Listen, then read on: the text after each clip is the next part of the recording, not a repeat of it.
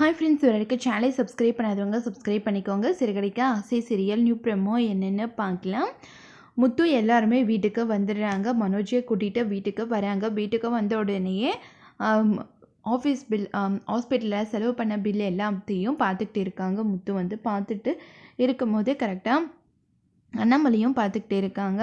என்னது இது, ரொம்ப நேரமாக வச்சு செக் பண்ணிகிட்டு இருக்கீங்க, நீ ஹாஸ்பிட்டலில் அட்மிட் ஆகிருந்தில்ல, அப்போ முத்து தான் எல்லாமே செலவு பண்ணால் அவனுக்கு நீ பணம் கொடுக்க தேவையில்லையா, பணம் கொடுக்கணும், அதனால தான் எல்லாத்தையுமே ரெடி பண்ணி வச்சுருக்கேன் அப்படின்னு சொல்லிட்டு அண்ணாமலை வந்து சொல்கிறாங்க. என்னப்பா இதெல்லாம் கூடவா கணக்கு பார்ப்பீங்க?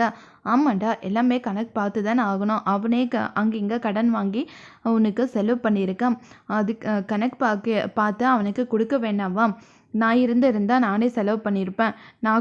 நான் செலவு பண்ணுறேன்னா வேணான்னு சொல்லிட்டான்.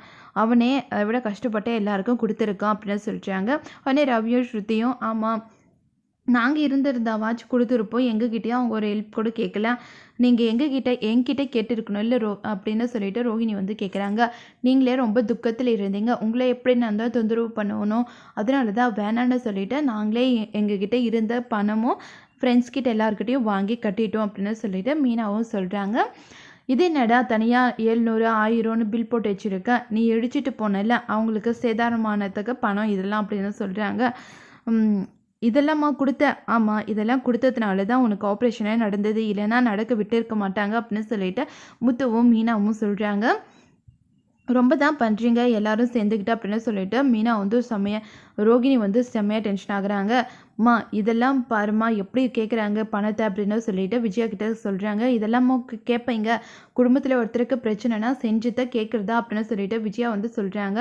அவன் எனக்காக ஒரு ரூபா செலவு பண்ணியிருக்கான்னு சொல்லுங்கள் பார்க்கலாம்.